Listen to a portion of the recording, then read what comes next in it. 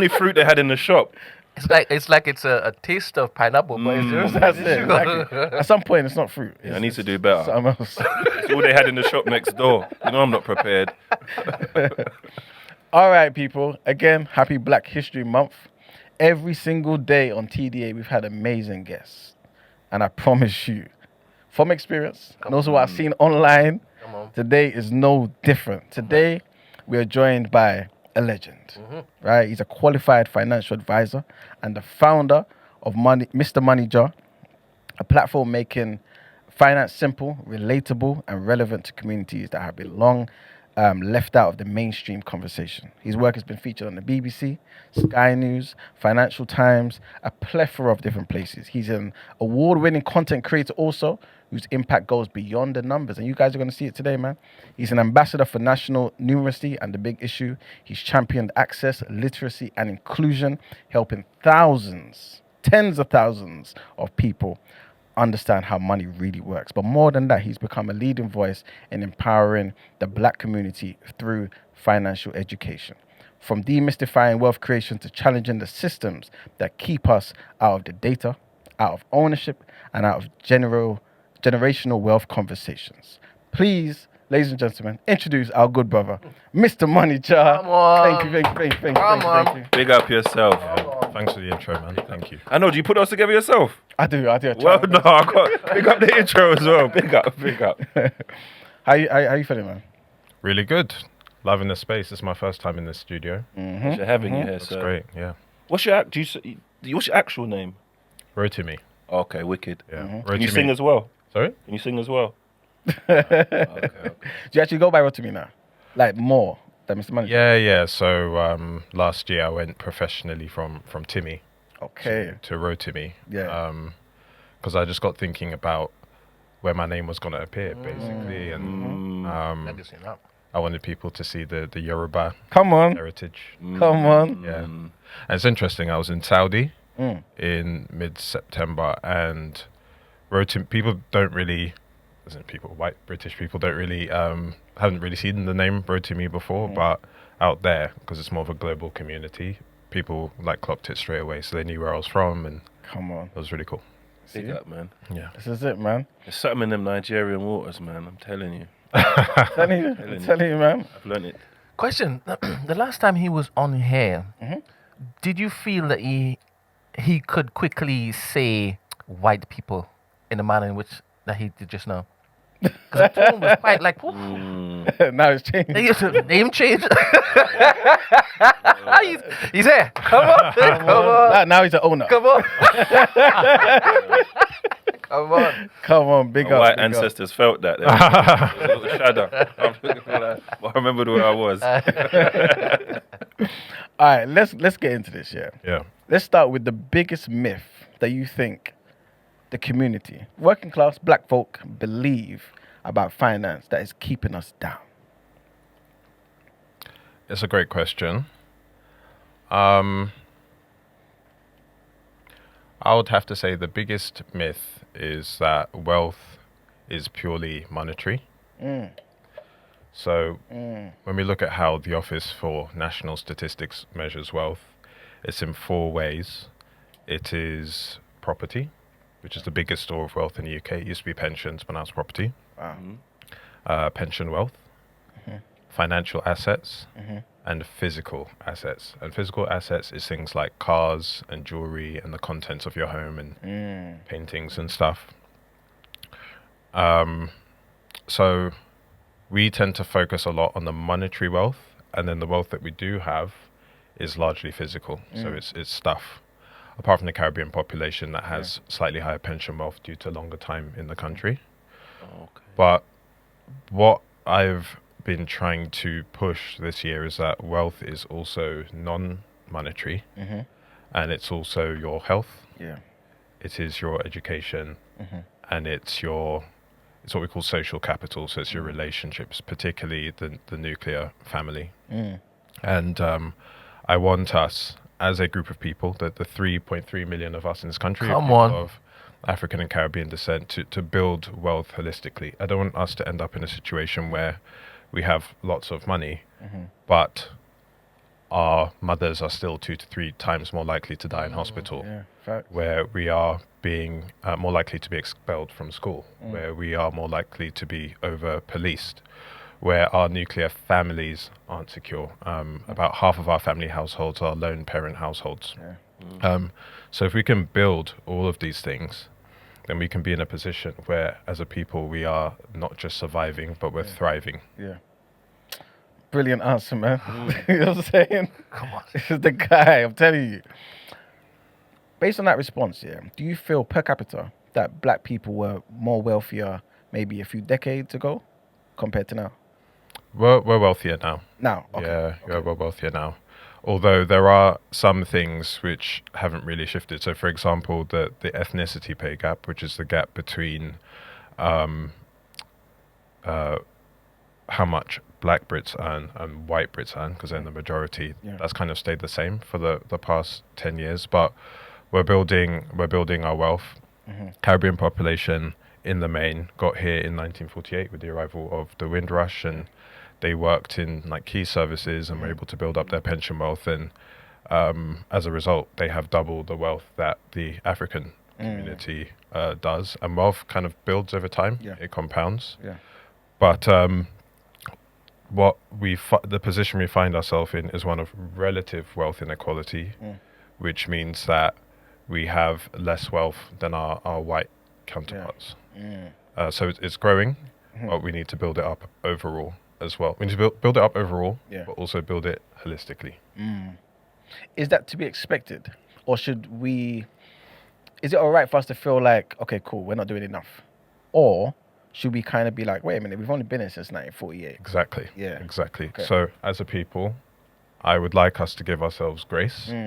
I've studied us, and there are a few factors impacting how much wealth we have. One is time and country. Yeah. So wealth over a long enough time periods, it's not actually about how much you save and invest. It's just about how long you've been doing it for. Hence the phrase old money. Like even really, really small sums compounded over decades will compound into a lot. Yeah. So we've had less time in country than the majority. And that's particularly true of the African population. I should probably say as well, we've got 3 distinct populations as well. We've got the Caribbean population. We have the African population, but then we also have the mixed race population. Inclusion. Yeah. And it's important to, when it comes to wealth, to look at those separately, because that comes to my second point, which is the Caribbean population has a median age of mid-40s. Okay. The African population has a median age of 30, but the mixed race population is on average teenaged. Serious? Yeah. So that's the second. So time in country, but also age. A younger population will have less wealth because as you get older, your wealth grows. But then lastly, we also face discrimination and systemic challenges, both from both internal, so stuff that we need to chat about and deal with ourselves, but also external. Yeah. And I think we find ourselves, there's like so many things I could say about this, but we find ourselves in 3 million people. If you were to put all of us together, if we were a European country, we would rank somewhere in the middle. Wow. So it's like a small European country. There's 3 million people in Wales, for example. There's 2 million people in Northern Ireland. There's 5 million people in Scotland. Wow. So or like a Caribbean island, right? So if you had a country full of people, there's certain things that they get. You would get a first minister or a prime minister or a president type person. You would have your own police force. You'd have your own hospitals, schools. You'd have institutions and systems that were created for you, by you, that can serve you. Yes, indeed. But what we have had to make do with thus far is to piggyback off of institutions that don't serve us and that weren't built for us, by us. So it should come as no surprise that when we're then policed, we're more likely to be stopped and searched. I was stopped and searched for the first time, age 14, on my Duke of Edinburgh bronze Can you imagine? expedition, walking through Epsom because I had a backpack on. I have the slip still. Like I was searched for terrorism, age 14. Wow. So this is why I think, there's a lot of great work being done in terms of how we better ourselves on a personal level. So that's the whole, increase your income, save, invest, get on the property ladder. But in order for us to thrive in the UK, we need to build in the macro as well. And the benefit is that, yes, there's 3 million of us, but half of us live in London. So we can just start to build. Yeah. Get into that. Like, what does that mean? How does it look? Get into that. What does that mean? Building. The building together. Yeah. macro. What do we need to build? What should we prioritize? Okay. So I think this needs to happen in 3 stages. Okay. First, we must unite under a shared cultural banner, Come on. which I call Black British. Come on. Okay. Come on. Black is not a country. It is not a piece of land. And it's not even a skin color, really. But to me, it represents a shared cultural identity that we all belong to. That when I say the word black, we all know what it means. And we all know what it's not. Yep. It's a feeling, and it's a shared cultural identity. And that's a conversation we need to have together, because I've seen some pieces of content online where people say that Black British doesn't exist, or it's homogenizing and stuff. But if you look at the history of the United Kingdom, like, white British kind of doesn't exist. Yeah, exactly. If we go back to like Roman times, it's like you had Roman people here, then you had the Angles, then you had the Vikings, then you had the Normans. So like there's been lots of different people that have lived in this country, but they kind of can collapse into white. That illusion falls away once you have people coming here from the south of Asia, from the Caribbean, from West Africa. Yeah. But a lot of white people are like very mixed. If you look at their genetics, it's like partly French, Norwegian, Danish, and so on. So I think that like Black British is just a useful way to be like, we are this. It's like a corollary to African American in a way. I would also say that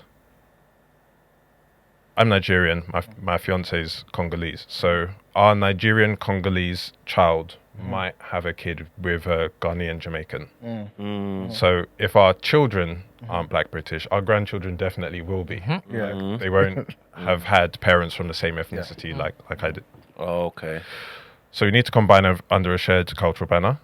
Then the next thing is, I come at it from a financial perspective. I think that we pool our capital into a central pot. And I think you've seen the content. You left me the comment on it, where that is a per head calculation of £300 per person for the 3 million people of African and Caribbean descent in the UK, which would raise £1 billion. And if we look at the market capitalization of like a mid-sized UK company, like a WH Smith or something, it's worth about £1 billion. So you can do a decent amount with that amount, that stuff. If you were to invest it, just the interest produced alone would be able to fund some of the things that I'm talking about. And then, so stage 1, organize, unite. Stage 2, pool our resources. And then stage 3, build. And I don't have the specifics down per se, but I almost imagine like a platform or maybe a hub where people can say what they would want us to focus on first. I happen to, there's maybe two things I'd focus on. I happen to think that the nuclear family is the foundation of any society. Agreed. I agree. And if we have a generation of mummies and daddies raising their kids, those kids will grow up securely attached, well adjusted. They'll go to school. They'll do well at school. They'll be able to get high skill, high wage jobs. They'll be able to save, spend less than they invest. Richest man in Babylon, be able to put away their 10%. They'll be able to save and invest. They'll be able to get on the property ladder. And then if we just do that for a generation, we can turn things around. I think it's like a foundational thing from which everything else can flow from. So nuclear family, but then also I think like a financial institution of some sort, maybe like a bank that we can use and stuff. Because what I also feel like it's funny how you said that. Like I kind of said the word white British quite boldly. I have felt I felt very scared historically to racialize things and to be like black, white, whatever. Like I've felt like I have to speak generically so that I don't alienate people. But what I realized is that when white people talk about anything generically in the UK, whether it's the amount of wealth Brits have or the amount of savings Brits have, they're talking about other white people because the country's 3/4 white. So if we want to help ourselves, we have to be specific and we have to risk alienating people. We have to, expect the online trolling. Whenever I post in support of us, whenever I am pro-black online, I lose a follower. Wow. Oh, sheesh. But I gain 2. Come on. Come You know on. what I'm saying? So I'm just going to continue. That's it, man. 'Cause this is like really, really important to me and to all of us. I am so proud of you. I'm telling you. Last time you were here, you were on this wave. It wasn't like On this. that general. I'm so, this guy here, he was also listening last time, yeah? Look at Black I'm Crow. telling you, I'm about to cry, man. No, I see. I'm gonna be on Road Timmy's defense here because I'm sure you was kicking bare knowledge and there was he bare definitely was. gems. Cool. But that's all you want to. He didn't mention the white people. It's now with a pro-black stance. You know what I'm saying? I hear you. And it's so beautiful to hear. I'm just filled with joy, man. Me too. I like even the way he described black. It got me feeling black today. Actually, you know what I'm saying? The way he described it, I'm like, right, I can subscribe to that. Yeah, 65%, man. Stop doing it. Yeah. Come on. All right, so Alright. back in the boat. So we've got. Sorry, Brent. Please like the video Please. after prompt, right? And hype. Give us hype points, whatever that means. Do we have that button on our thing? We should do. Okay. I just want to thank all of you for having me on as well because this is basically the first time I'm sharing this in like a public setting like this, and this is not an overnight thing. We're talking about a profound act of collaboration. We are talking about trying to build in a country that wants to keep us down. Make no mistake that, for example, Nigel Farage saying he wanted to abolish indefinite leave to remain. The post-Brexit migrants he's talking about are largely from the west of Africa and the south of Asia. Yep. And he used, a fake statistic of how much money we would save.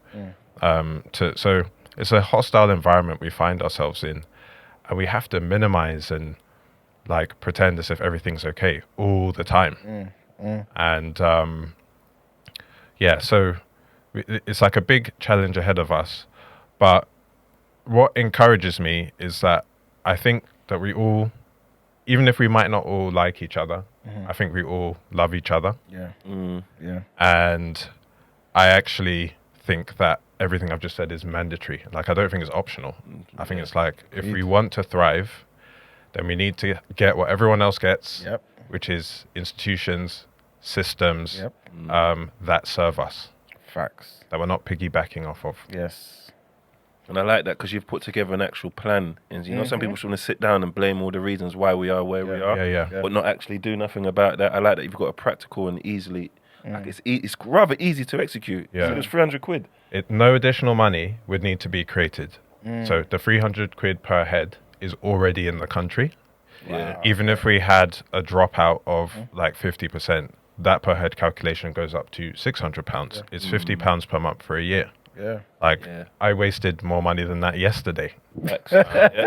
Exactly. So, the most difficult part of the plan is actually the uniting, because when I did the piece of content, most of the comments were like, I'd throw my money in a heartbeat, but can we trust each other? And we saw a glimpse of that earlier today, innit? When we were bigging up the young mayors in Lewisham, big up them 2 young brothers as well, Shane and Jermaine. We saw somebody say, but what about we have to be mindful of the rapscallions in the area who's going to tear down the project. I hear you, but in that particular town hall, you can't just have everybody thinking the same way all the time, right? For the joint particular push forward, 100%, this coming together and this, but you need ideas to be Of course. tried and tested. I understand why Mirad said what he said. Right? Without even acknowledging positivity. We did ask to basically elaborate. Yeah. But this is just to be honest, there's prior, but he's an educator. This is wilder. Even worse. Sorry, I retract my defense of him. Because the first thing you can do is just big up the young bro. And then go on to say, I hope it is. I'm saying. You're right. All right, so I'm very much action based, right?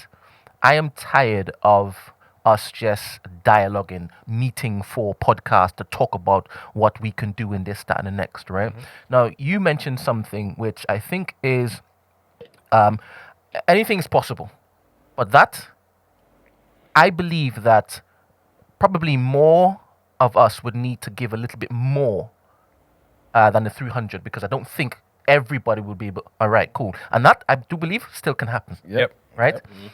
So, you got to the third part and you said build, right? But I want you to develop that a bit more. Like, what do we need to build for us to have a sustainable model to see change going forward?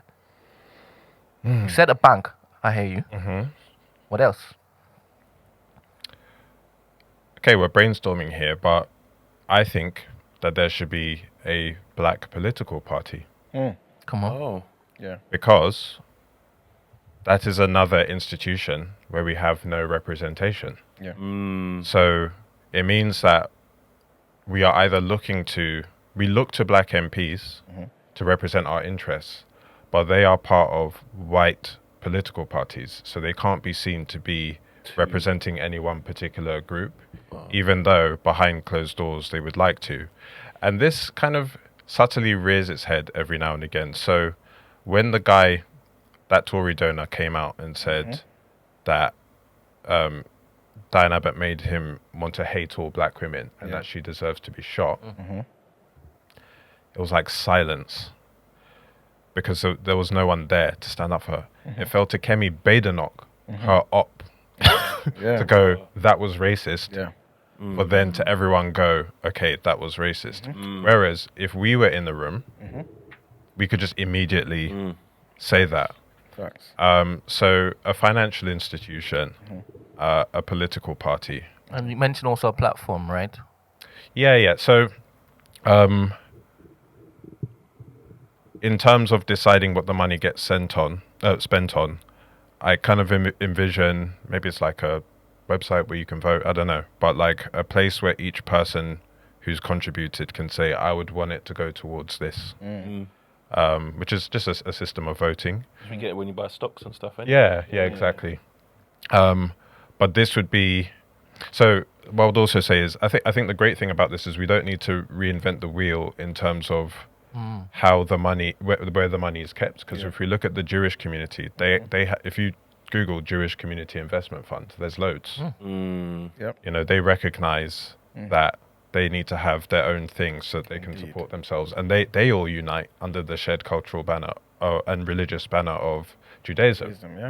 So it doesn't matter what ethnicity you are. Like if you're Jewish, you're Jewish. And you can benefit from that. So it's kind of like that for us. And the way that I believe these community investment funds work is the money doesn't belong to any one person. So it's not like a kind of you put the money in and then someone's taking a cheeky dividend. It's like the money is held on trust for beneficiaries. It's invested. And then you can spend the interest or spend down the capital in little bits. And to the point about like not everyone's going to put in the 300 and we might not raise $1 billion. Absolutely. I was making a piece of content, so I had to catch people's attention. Oh, well done. Yeah, big numbers catch people's attention. Indeed. But you can prorate it anyway. Like if we wanted to raise 100 million, then it's £30 a head, et cetera, et cetera. You could get there easily as well, because once you've got that fund there, you can invest it. And It's a very difficult amount of money to get rid of, for sure. And I noticed the first thing you said was grace, because you said time and country, but like I'm big on money management. Like I think money management is a big problem. So I think we need like a school or something. School? Part of it, For the nation. Yeah, schools, hospitals, or at least access to healthcare for like physical health, mental health, like I said, if we're to build wealth holistically, then a wealthy population is a healthy population. It's a well-educated population. It's a population with stable nuclear families. Yeah. And that's interesting.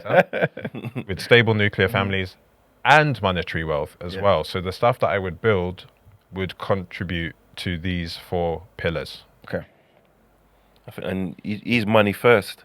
So he's got the money. That's a big, important part. I think on what we're speaking about, we'd need educators, we'd need doctors, so other people can make decisions and we can vote as well of where money will go. I think the first part is the money, though. Yeah. That's the most important part. Everything costs money. Yeah. Okay. Yeah. Now, when you mentioned a platform where people could vote, like collectively, all I thought about was a digital platform. Okay. That's the easiest way to basically get everybody to go to one particular place and vote on one particular thing, especially if this particular digital platform is pushed by all of these particular builders as the place to hear from us and to answer a call of action, right? What do you think we need in terms of media? Do we need to occupy any of the market share, knowing full well how influential and impactful media is? Media will be a big part of it too.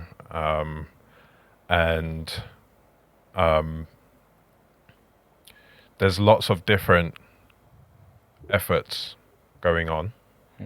Even this conversation we're having is an impactful piece of Black British media. But I guess whoever runs the platform or whoever's affiliated with the people who are running the platform would also have some kind of always on media, whether that be a podcast or like a news website, or and then you have the existing media channels as well, like The Voice and dare I say the Shade Borough, who every 10 posts will post something that's really important and really what I find interesting about the Shade Borough is that they've got nearly 1 million followers. That's like nearly the black population in London. Like all there. So I do think media is important too, and popular support. So all of the celebrities we have, all of the well-known people, the notable individuals, if they got behind this, then that would really, really help because they've got people that follow them already. Do you kind of foresee a situation where some black people say, yes, I want to contribute to this, but there's some black people I don't want to benefit from this, i.e. those who may Niggas!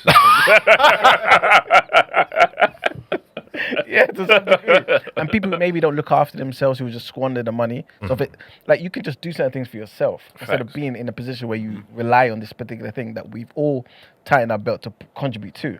Maybe those may sound controversial who maybe marry outside of the race, have kids that, you know what I'm saying? Like situations like that. Do you foresee that being an issue, and how can we kind of get around that? Yeah, 100% of the people of us aren't going to agree on this idea. But I accept that as part of what I'm saying. What I'm saying is, are we thriving or are we surviving? I would say that we are surviving. And I'm saying that in order to thrive, we have to do what I'm talking about. Yeah. And it's like other communities do it and have been doing it for a long time. And I think it's quite exciting. Yeah. We are at a moment in time where there's the most of us there's ever been in this country. We have social media, we have the internet, we can meet, and like there's just so many things we're doing in this room right now that wouldn't have been possible even 20 years ago, doing a podcast and people are like commenting live and stuff. So once that trust piece is in place, once that kind of shared cultural banner is in place, then we can move as one. I also think that we live within capitalism, but capitalism is kind of creaking and isn't really working anymore. Because if you look at the data, the average person earns about $2,500 a month. That's 37 grand, and the average household spends $2,500 a month, and that's everyone. And cost of living, emphasis on living, the cost of what it costs to do the basics, rent, mortgage, travel, bills, is sky high. But then you also have this paradoxical situation whereby if you earn, in order to be in the top 1% of earners globally, it's a salary of about 45 grand. Oh wow, okay. So there's no more money to earn. It's just, we're just all in this hamster wheel, all trying to make more money than everyone else. But in reality, everything's sort of maxed out. Yeah. So I feel that looking forward, we are sort of leaving an era of capitalism and we're moving into an era of collectivism. I think it's the groups of people who can utilize technology to unite, to pool their resources and to build, who will win. And we're in a fantastic position because there's only 3 million of us. The UK government has to raise £1 trillion every single year. And half of that goes on NHS, pensions, working age benefits and education. Like, it's an enormous sum of money, and it's why our taxes are going to go up again in November. But we're a small, nimble group, and we can be a lot more self-sufficient because of that. All right. So, we're talking about this, right? What are you doing to expedite this? Are you doing the part where you think you can do, which is introduce the concept? Yeah, no, so this is definitely step one. You've given me a platform to speak about this, which I'm so grateful to you for, and you've like teased out the idea and you've asked the questions. I think step one is just to say it in front of people and have people go, that makes sense, or no, that doesn't make any sense. But then step two would be to speak to professionals in the community who might be able to run this sort of thing, like people with fund management experience and people with experience managing trusts and that sort of thing. When I posted the post, like a handful of people reached out to me already and were like, you know, when you want to do this, let's go. Come on. But what I would also say to people is, I think this is the sort of thing you spend your life doing rather than something that happens Over 6 months. I think like you spend your whole life building something like this, and then this is the generational wealth we've all been talking about. Exactly. Yeah. Do you know what I It's mean? much easier to do it collaboratively than by yourself, man. Suppose somebody had an easier way to get to stage 1 or stage 2 without needing to wait for a group of people to decide to meet up and then say, okay, this is going to take a whole lifetime. Because I don't believe it needs to take a whole lifetime. Okay. I really don't believe it needs to take a whole lifetime, especially to get a bank up, especially to get a platform up, right? Because, you know, there's 3 million people, as you said, and 3 million of those are not all awake, right? But you're committed to waking them up. Yes. Right? The first thing that you can do to get everybody now looking at a particular place, because during BLM, everybody was looking at wherever black people were looking to put things out. True. So don't think that overnight it can't happen, right? If there was a platform where all of the celebrities, all the public figures, right, all the footballers were now saying, yeah, we're back in this. This is where all black people and everybody that we influence, which is youth culture, going to be looking at. That's overnight. That can happen overnight. Then we can start saying, all right, now we're holding a town hall meeting. We're going to go to the bankers. We're going to go to the thought leaders. We're going to go to the faith leaders. And this is when we're going to meet every single month to start planning this out. But you really have the platform where, all right, this is the next step. You can easily say, all right, this month we're just asking for £30 from all of the people that are interested. Let's see how much it is we can raise in that particular. And you let them know. This particular day, we raised, I don't know, 25 million off the back of just that. Some people even gave, here's whole 1,000. Yeah. You understand? And you start doing that, you start understanding change can happen very quickly. And you don't need the 3 million Contribute to that. Yeah. contribute to that. Yeah, all in one go. No. Do you understand? But I think the uniting is important now, man. I feel like that uniting point is very important. I think skipping that, there might be some roadblocks. Did I just skip that? No, you didn't. You didn't skip it. But I understand why he asked the question. Go on. Because it seemed as though the focus was on let's create the fund. right? And those No. who can do it, No. as opposed to understanding. Okay, cool. No. How do you unite everybody without physically having everybody in one particular place? Use a figurehead. What's the figurehead? I mean, for the country, it was the Queen. Ian Wright.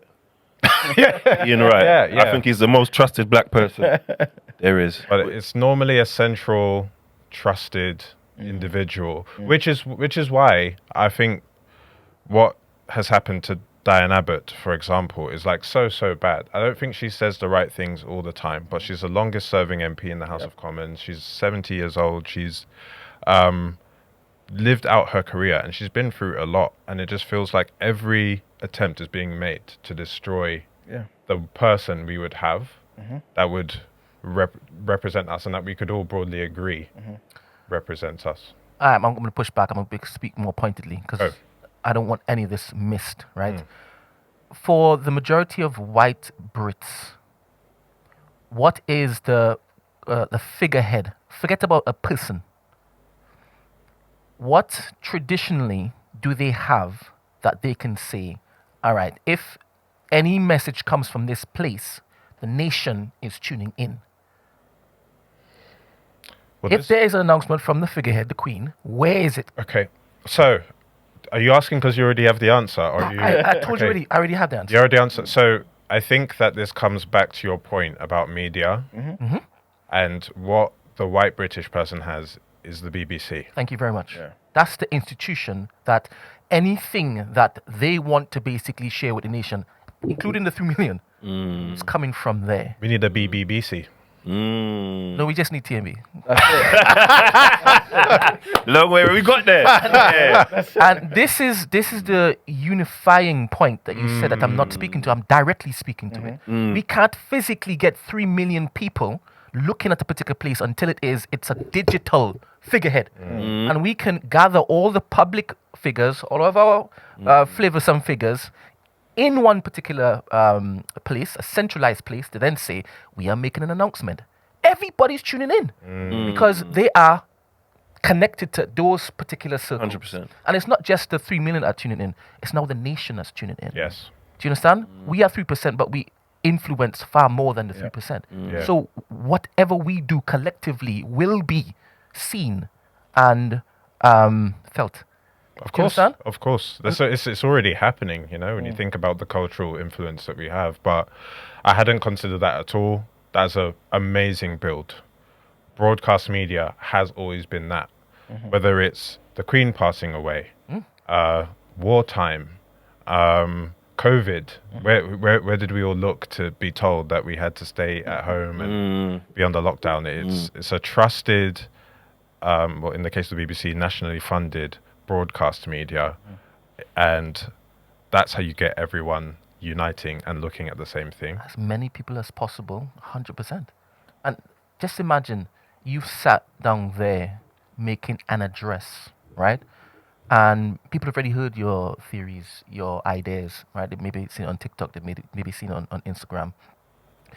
But they now know, all right, another address is coming from Mr. MoneyJar. And again, they know Mr. MoneyJar is always focused on this aspect of what it is that we're building. You now become the trusted voice in that area. Because obviously we've decided as a group to come around and say, all right, cool, you've kind of elected us. Again, you had an opportunity to vote on this platform. Do you understand? So whatever we do now, we know that you have your trust until it is we put it up for a vote again.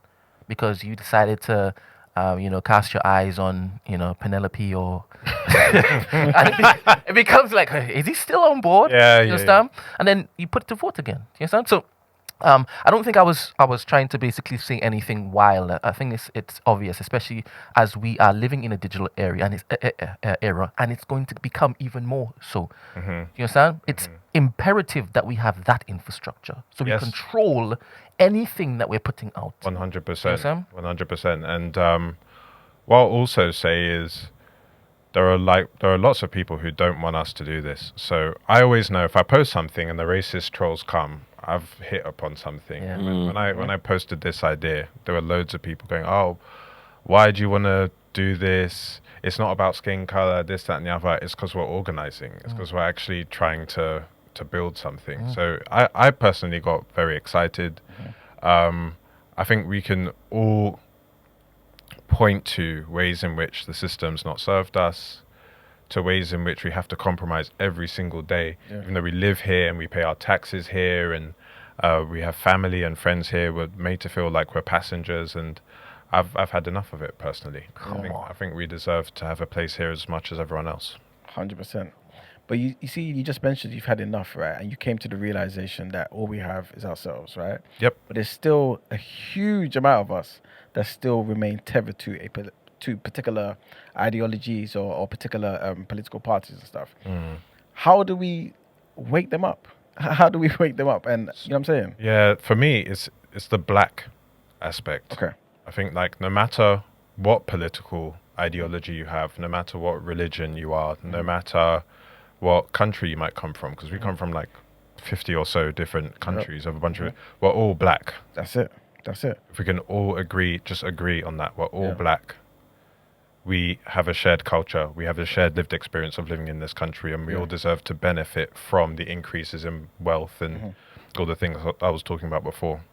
So that's why when I speak, I will use the word black. Like, even if it makes people uncomfortable, even if they don't want me to say it, even I'm like, oh, will that brand like not want me to? No, I just say black, because for too long, black has gotten subsumed into BAME or non-white or whatever. But actually, if you look at like the Asian population, they're a bit further along in their wealth building journey, and they have their own cultural context and nuances and stuff. So that's why at the start of the episode, that's why I was calling out the ethnicities like directly. You have to do that. Focus on the similarities, not the differences. Yeah. This is it, man. Yeah, man. This is it, man. And I want to ask something. Yeah, I always ask this question. It seems like, what was your upbringing like here? Because I want to know, like, if you had like a light bulb moment that kind of got you in gear financially, or like flick that switch. Yeah. That let you know that, hold on, money, maybe, because I didn't grow up with loads of money. But I grew up with I grew up thinking I should save everything I had, but then I grew up and people around me, I'm like, oh, you're not rich, but you have expensive this, expensive that. So I just thought, just doing what everyone else is doing. And then one day, I looked at my no, it was the richest Babylon, but you know what it was? I kept looking at my P60 and seeing how much money I had spent throughout the whole year, and then my bank account didn't match because it had all gone in it. So that was kind of like my moment, innit? Yeah. So what's like your upbringing and what was your moment? It's a great question. I didn't grow up with a lot of money as well. I grew up as a child. I grew up in Clapham Park on the council estate, and then I grew up in Croydon in like secondary school, kind of when I was a teenager. But I was always very good at school, and I always really enjoyed maths and reading and stuff. So I ended up going to a private secondary school from year 6 to year 9. I went to Dulwich College. Wow. My cousin went there too. Oh, cool. Serious place. You have to pay for that, or? Yeah, but I got a bursary and a scholarship to go as well. So I think it was my experience of going to a school where we're all in this private school, but there's the kids who got in because they had to pass a test, and then there were the kids whose parents were just rich, and like it would be very normal for like someone's dad to come and pick them up in like a Porsche or Ferrari or something, and then you're jumping on the P13 home. So I think from a very young age I was aware that some people have a lot of money and some people don't, but like the thing with kids with rich parents as well is they don't necessarily know what their parents do. They just know that they just get things. So that was one light bulb moment. But also when I then got my first job, I was living in Tooting in a flat share, and I got a Section 21 notice where I was kicked out. And they can just kind of do that if you're outside of your tenancy contract. And I just thought that was very unfair. I'd been paying my rent I've been living there for 3 years, and then all of a sudden had to move back in with my mum. So I had a lot of questions around, okay, how do you save up a house deposit? How do you invest? How do you pay into your pension? How can I avoid this kind of insecurity that I find myself in? And then at the same time, there used to be a group of us that would hang out at the workplace, and there'd be, the standard conversations around not being able to afford a house and stuff. But then someone's like great aunt Mildred would die, and then all of a sudden they'd have a house. So there was, I think, a bit of a long-winded answer, but I think I've just had lots of situations where I've been the person who's had the least money in the room, and I just wanted to understand how can I avoid that happening. So after year 9, you had to go back to mainstream school.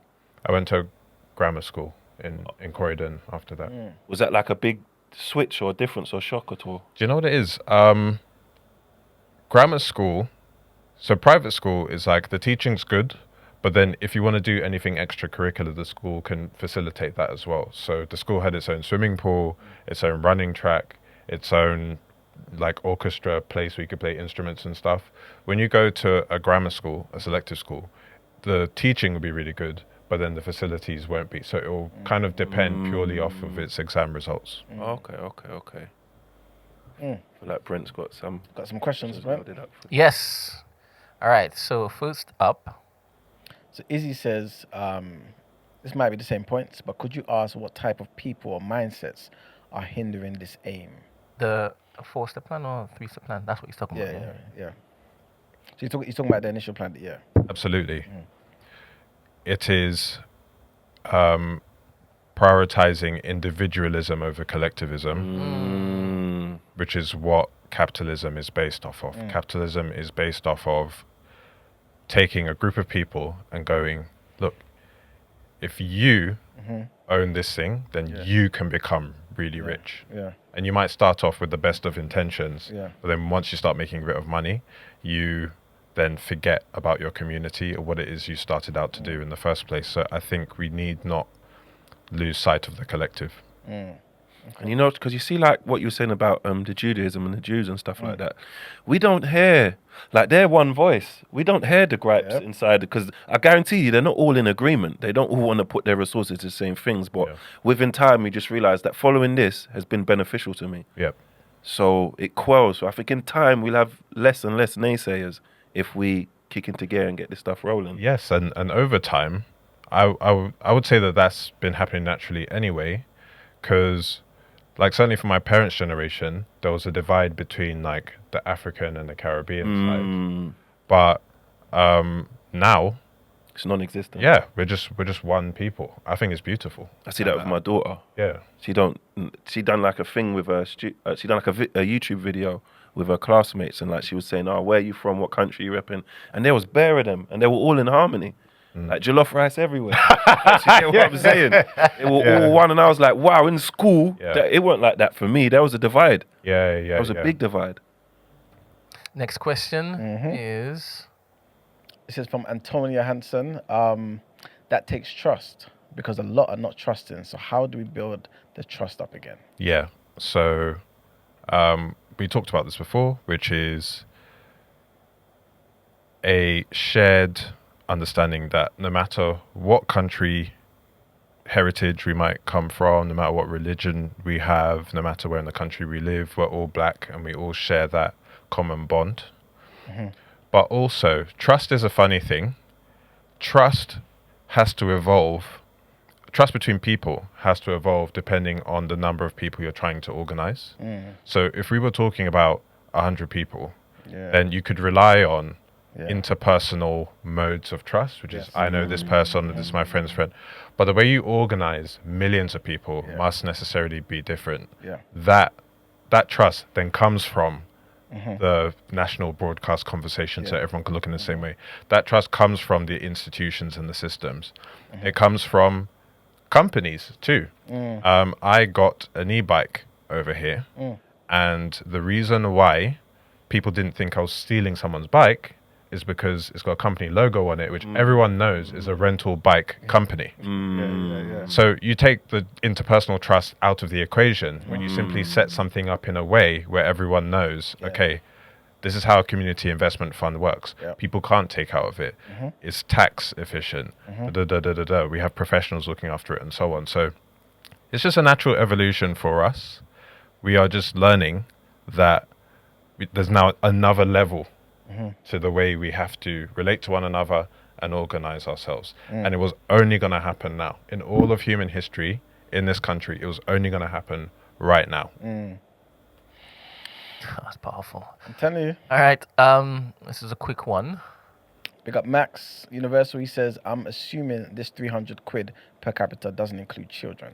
Yeah. So the 3.3 million includes children, it includes the elderly, includes people that are working, includes people that are not working. So it's a per head calculation just based off the total population size, but you can prorata it any way you want. So if you, as I said, if you take away half the people, then it goes up to £600 per head. If you do it over the course of 2 years rather than 1 year, then it's 150 over 2 years. So you can kind of move the numbers around. But I had, when I did the original post, I had like a minute or two to grab everyone's attention and to drop the numbers in a way which was understandable. The core message is that when you have millions of people, billions become possible. Come on. At a amount of a few £100 per head. Governments understand this. You know, they tax a lot of people a little bit. Corporations understand this. You know, you sell a lot of units of something at a low price. But and like some communities understand this too. But it's now our turn to understand this about ourselves as well. I don't want to make this about me, but I hope people understood that tax many people a little bit, not certain groups huge amounts. We've seen this before. Because, again, I don't want to make this about me, but some people are saying, oh, Emmanuel, are you listening? Because obviously you made a comment about capitalism and how it seemed to basically be failing and we need to be more so going the collectivism route. But can you expand on that quickly? Is capitalism failing, or can the tools of capitalism still be used by us, i.e. entrepreneurship, ownership, those things which actually make a difference rather than just trying to appeal to governments for assistance to get representation, hoping that that's going to be the real change? Yeah. So I give two answers to that. So the industrial capitalism of the 1700s, which took us from agricultural society to a machine and factory-based society, I believe that has run its course. Because during that period of time, you saw living standards go up, you saw populations increase exponentially, and you saw the creation of a lot of systems that like exist to this day, a lot of companies that exist to this day. I believe that has run its course, because now the best idea that we have in terms of innovation is social media, getting people to click on ads, and AI. So like every other video on my YouTube feed now is like Martin Luther King in a WWE ring kind of thing. So there's like nothing new being created. But capitalism depends upon the exploitation of a group of people for the benefit of another group of people. We see that, for example, so my fiance is Congolese, and like we talk a lot about what's happening with the cobalt mines in Congo and stuff. In order for us to have this technology, there must necessarily be people suffering in a different country. So that's not, sorry. No, I'm listening. Yeah, so that's not acceptable. Yeah, 100%. But it is the system within which we find ourselves. So there's this piece where we have to understand how the system works and navigate it, but not lose sight of the fact that we're trying to build something new. Exactly.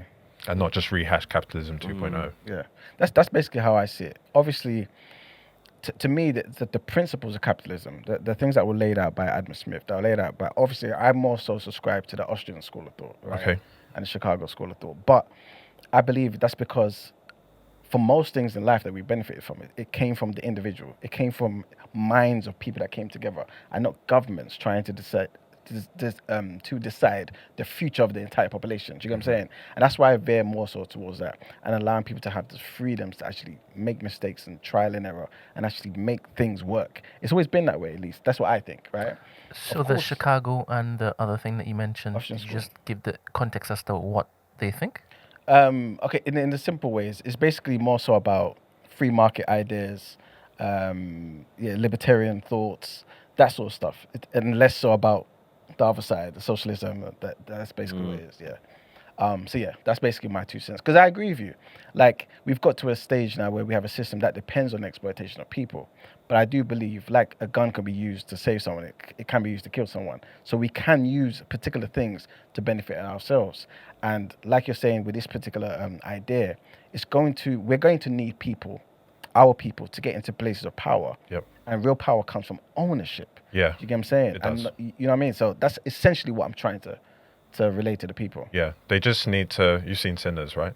Yes. They just need to not get bitten. True. Exactly. That's it. Too many people get bitten, and then you just never see them again. It's about a bridge, man. Because between what you said and what he said, if with the education, capitalism could work. Yeah. Because you remember America, they got the stimulus checks. And then the next day you saw the line at Gucci. It was like massive. Like, you know what I mean? So it's about the education. So if they had the sense to take what they could get off the back of capitalism and use it to benefit themselves, it could work. It's just if they can, realistically. Question. Next one. Zyme says, Brent, as a Trini, do you know about partners? It means partners. Yeah, it's about partners. Have you joined one? I do know about them. I've not joined one. Cool. But it was that model that kind of inspired this line of thinking. We've always been a collectivist culture. We speak about capitalism. Capitalism was created here by a Scottish economist in a country which, in my opinion, it's dark 6 months of the year, not much grows here. The cultures and the systems that you're going to develop in a piece of land that is like that are going to be about going out to take. That's a good point, yeah. There's a fantastic book called Prisoners of Geography, which talks about how the geography of a land influences the culture of the people that live on it. And that if you can just look at where people live, you can predict to a certain degree how they're gonna behave. Yeah. So yeah, I have heard of partners, or Ajo is what they're called in Nigerian culture. Oh, is it? Okay. And you know that geography, I think a flight would just... I came back from Jamaica, and the moment you're above there, it's just grey and doom and gloom. Everybody's mood just... Yes. Everybody's mood Yeah. set, like, People are actually more upset in like the UK. When I came back from Saudi, it was immediately clear the difference in mood getting back into Heathrow Airport. 100%. Agree. There's another question, but Brent, I want to read this question here from Emeka so we don't lose it, right? Big up Emeka, he came on the show last week. Mecca, big up. Yeah. He says, great conversation. These conversations are not new. Previous generations have had their versions of this idea. Have you looked into failed attempts and what we can learn from them? Good question. That's a great question. I have researched the history, and I will continue to do so. But I think the advantage we have is that we have the internet and technology, and whereas before, if you wanted to start up your own radio station, which is essentially what this is, there'd be gatekeepers. You'd need a lot of startup capital and stuff. But now we live in a much more high velocity world where you can get things going quite quickly. Yeah. And as I said, this isn't an overnight thing, and I'm sure it won't occur in a straight line as well. But the message I'm trying to leave everyone with is, I'm not saying that this will happen or it won't. I'm saying in order for us to thrive, this has to happen. It has to happen. Or we can just leave things the way they are. Yeah. And understand what that means. Because I think that point has to be, you know what I'm saying? All right, Brent, we got another question. It's from Zyme again. He says, ask Rotimi how or if we should link up with our black brothers and sisters in Europe. So this movement I'm talking about, my vision isn't just a world in which black Brits are thriving. It's actually a world in which black people are thriving everywhere. Come on. So I'm starting from Britain because that's where I live and that's where I grew up. But my vision is of a global black trillion. Yeah. So it's everything I've just described, but it's all of us. Yeah. And yeah. That's Once you have basically the money there, you can. Yeah. So as you said, like Congo and stuff like that. Once we have the capital, we can go over there and do things. And I think there's so much power as well in the journey as well. I feel like it will lay out the blueprint for so many African nations to even pick up and be like, listen, we need to take hold of our destiny again, man. Yeah. This is nonsense what we're doing. We're relying on the West too much. Way too much. It's ridiculous. So it's good what we're seeing in West Africa, in certain countries anyway, Burkina Faso and Mali and those countries there. According to some projections, by the end of the century, like most people on the planet will be African anyway. Wow. Just present birth rates withstanding. That's the trajectory that we're on. The African population is, again, it's on average much younger than the global population, and it is still industrializing. So it's still got room to run. Do you feel like we should make a real effort to then build links back home then? Because many of us, obviously, first generation, we still have those links. Yeah. But like you're saying, we can get to a stage where our grandchildren are here and they don't really know back home. They're just visiting, like every random person here could. You know what I'm saying? And we haven't, I guess, benefited from the ripe, fertile land that's there. Yeah. I don't have the answer to that, you know. Like, when you look at the direction of travel, a lot of times people will move from their motherland to another country, and they'll kind of stay in that new country. Sure. Unless you can think of any examples, I can't think of a time when a group of people have emigrated somewhere and then moved back to where they moved from en masse. Yeah. unless Not en masse. unless they move for Yeah. war or something. Yeah. Don't really. But I feel like more people are doing that though. I think more people are open to the idea. I know some people are going to Dubai and things of that nature, but I feel like more people are open to the idea. Like a friend of mine recently just moved back to Ghana. You know what I'm saying? So people are open to that idea, and I always give a story basically. When I used to work in a bank, there was this Ghanaian man who came in. I know this is not a mass sort of thing, but he came in, and every time we would just get into a little conversation, he would withdraw some money, right? Then it came to a day where he wanted to withdraw everything, right? In 50s. He's like, oh yeah, I'm taking everything. I said, why, what's going on? He said, oh yeah, I'm moving back. I said, what do you mean? He said, yeah, I had a plan. Me and about 5-6 friends of us, we left Ghana, came here, got our education, doctors, lawyers. He was a social worker, benefited from certain things, and they always had the plan of going back. And now is that time. So he lived it. He's in Ghana right now. Okay. You know what I'm saying? So I know this is not hundreds or thousands of people, but I feel like that idea seems to be, I don't know, becoming more of a reality. yeah, Idris Elba There you go. wanted to go back or is going back. Yeah. Yeah. Okay. Yeah. So yeah, I think it'll be up to everyone. If I was to call it one way or the other, I don't see all 3 million of us or at least the majority Yeah, of course not. going back. Yeah. I see the direction of travel I see is people move somewhere, they have kids, they get jobs, they settle, and then they start to build That's true. Yeah. in that new place they've moved to. But should we maintain links? Absolutely. Yeah. And you know, I just think it's important to think globally. Like money is global and business is global, and as people we need to think that way as well. I don't want to derail the conversation too much yet, but did you hear about the whole thing with China now wanting to link their currency to gold again? I didn't hear about This that. is No. happening. Well, I heard about this morning. So this is a new situation, and I believe they were trying to get BRICS, Brazil, Russia, India, China, South Africa, basically to come together and start to use their was it yuan, their currency, instead of the dollar, right? And obviously the people are going to be like, how can we just do that, right? But I believe they're trying to develop some sort of primitive blockchain situation where if it's backed by the gold, all of the countries are required in order to access the gold, if that makes sense. You know, with the blockchain, you need certain, how do I explain it? Certain keys or certain things where it's like there's certain things that have to go through before you can access certain things in the blockchain. So instead of China having all control, it would be required that everybody in BRICS would have certain control, even though the gold is based in China. Okay, basically. interesting. So yeah, people are kind of talking about how that may affect certain things with the US dollar. But obviously the Americans would have known this anyway.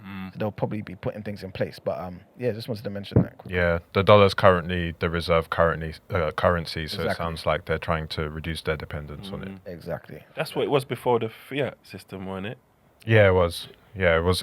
Money was linked to gold. Yeah, gold, yeah. And then after the Second World War, I think it was taken off. Yep. Which means that the money loses value or something, like, because it's made out of, like, it's not backed by nothing, is it? Basically. Yeah. Like IOU or something like that. Yeah. So money by design, because I met with the governor of the Bank of England about this earlier this year. So Okay. by design, the price of everything in the UK is supposed to go up by 2-3% per year. Oh, Jesus, it's really So expensive. if the economy is not growing, you end up with a situation where stuff is getting more and more expensive. Yep. But The money. yeah. That's such an important thing that I think people need to really recognize.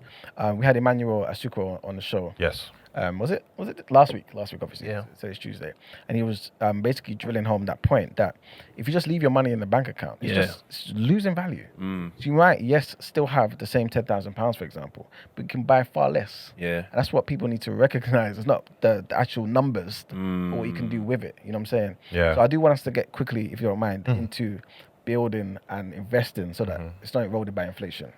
But we've got a few more questions. And then, good morning, Jackie. Big up, Jackie. Morning. Big up yourself. Hello to me. Can I ask my question? No, not just yet. Innit? Why'd you only say hello to him as well, man? Yeah, it's crazy. We're here too, you know. Calling him by his old name? What's this? No, she said what to me? She said, hey, hi, Timmy. Is she? No, she said No, I Rotimi. said Rotimi. I said Rotimi. That familiar thing, you know. Some people still call me Timmy. All right, just wait a second, please, so we can get through these 3 questions because it's been waiting here for a while. Yeah, hold up. So our next question's from Chloe and Jackie. Where's the majority group? That's me. Exactly. That's what I'm Oh, asking. serious? Wait a minute then. Hold up. So I wanted to Wait. So Ghana Greatness says, when looking at schools for a child going to reception, would you recommend a private or grammar school? And the same with going into year 7. What would be the reasoning? And the reason why you might be confused is there is somebody on the Discord and they're talking to us. So you need your headphones on. Yeah, you need your You can headphones be part of the conversation too. What before that? Yeah, didn't Gaddafi Yeah, he get tried. killed for something like that gold stuff? Yeah. Okay. Try to unify Africa and basically say we need to have our own currency. Okay. All right, cool. So the first one, Ghana Greatness. Yeah, so Ghana Greatness says, when looking at schools for a child going to reception, would you recommend a private or a grammar school? And the same with going into year 7. What would be the reasoning? Based upon my experience as someone who's been to a state, private and grammar school, I would go for grammar.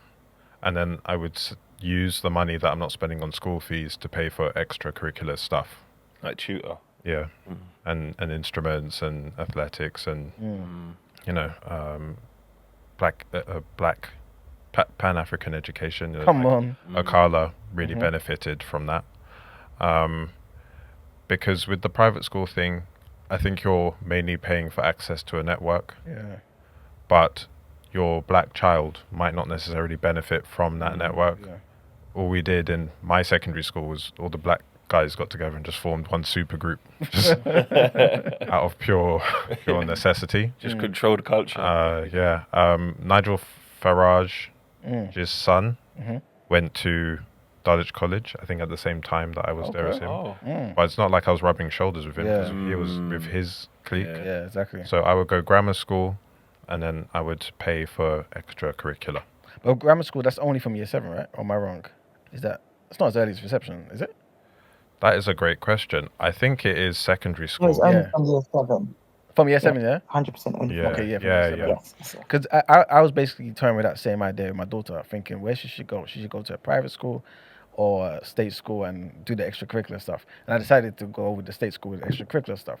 But I'll be honest with you, every now and again I regret it. Yeah, or at least I think, have I made the right decision? Because I just think the substandard education sometimes, that I see anyway, just annoys me. But at the same time, would it be that different in the private school? So, for example, I had one issue with reading The Ugly Duckling. And basically speaking to the teacher and saying, yo, this book is racist. You know what I'm saying? The duck is black and ugly. Yeah. But it's beautiful and white as a swan, right? Mm. And I thought, no, you can't be doing this. And she basically said to me, oh, no, it's not about the color. It's not about this. I said, okay, cool. Obviously, I made a bit of a fuss. So she spoke to the head teacher as well. So I sat down with the head teacher. Said the same thing. No, it's just about the story of, transformation and nothing to do with race. And I said, what color were these two teachers? oh, white women, yeah. And I said, obviously, you guys don't get it. I'm telling you something, and you guys are telling me, no, it's not that. Disregarding my feelings. You know what I'm saying? And I just thought, okay, cool, forget that. Forget about it. But I know the type of person I am, so I know she will always grow up to be a pro-black woman. She don't have a choice. My daughter, right? Yeah. But at the same time, I still thought, I still have to battle this, though. But then I thought, in a private school, maybe the same thing would happen anyway. Yes. You know what I'm saying? There you go. 100%. There you go. You know what I'm saying? But at least I was thinking, with the private school, there will be a certain level of education that will be, I don't know, taught in terms of maybe a higher standard of teaching because there's less of them and things of that nature. I could be wrong, but that's what I was thinking. And every now and again, when I see certain things at her school now, I think to myself, have I made the right decision? You know what I mean? So, yeah. And the part I think of it private... depends on area as well. Go on, sorry, go on.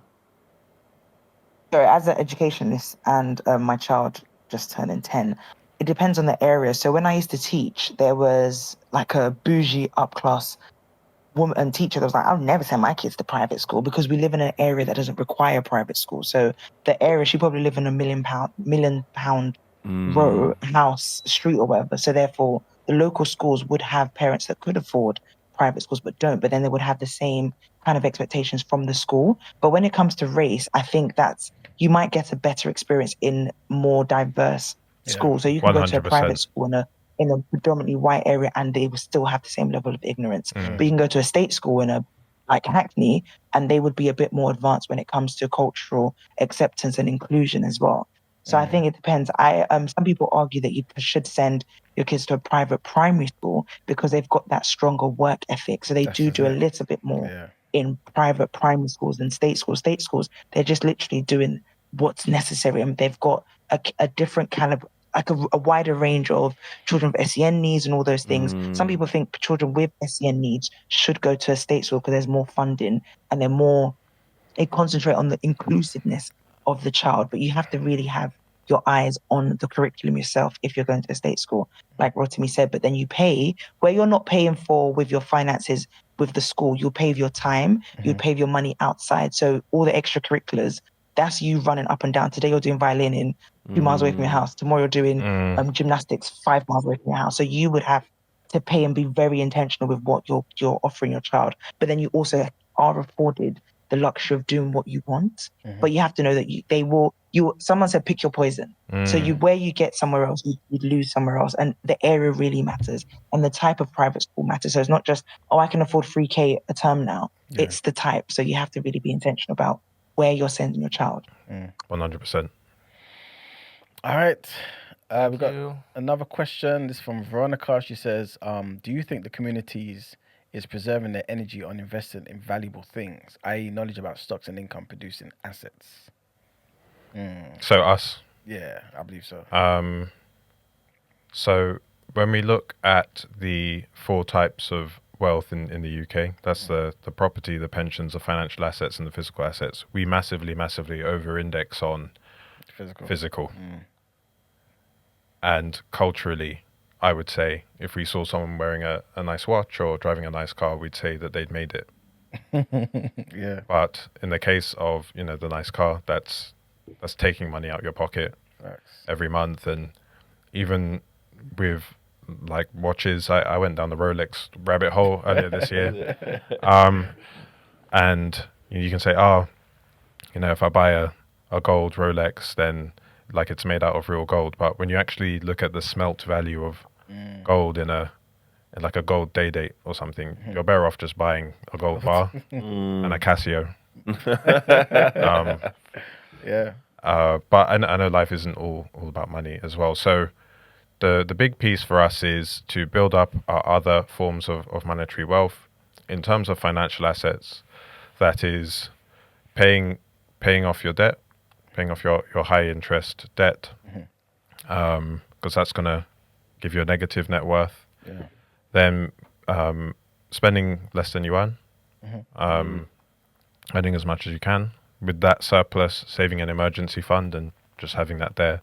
And then over and above that, I'm a big fan of index fund investing, which is where you invest into a basket of companies, sometimes as many as thousands of companies every month, in a process of what's called pound cost averaging.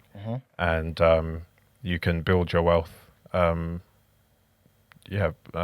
very in a very stable way over time by doing that.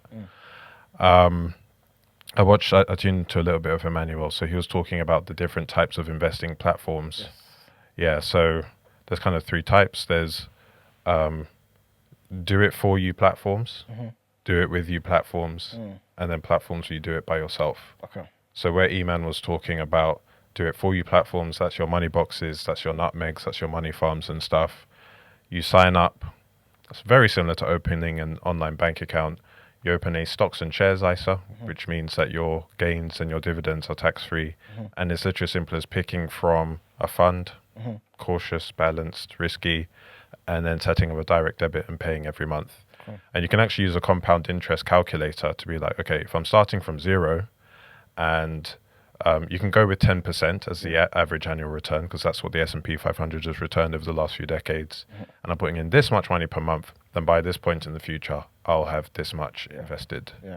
Super simple. That's the do it for you. But then there's the do it with you platforms, whereby there's a bit more choice that you're making, but the platforms will give you investment ideas and research and articles and stuff. So that's your AJ Bells, that's your Vanguards, that's your Hargreaves Lansdowns, and so on.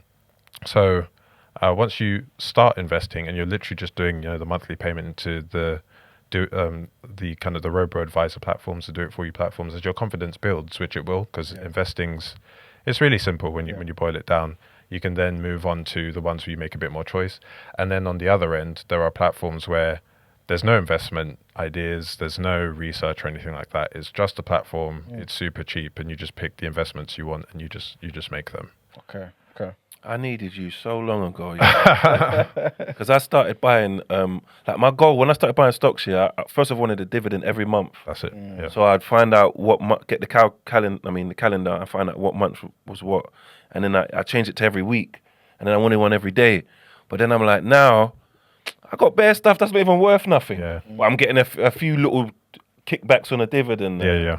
And it's just like, all this money's in it. And then even when I want to take it out, there's fees and stuff. And I'm kind of stuck now. Did you do stocks and shares ISA?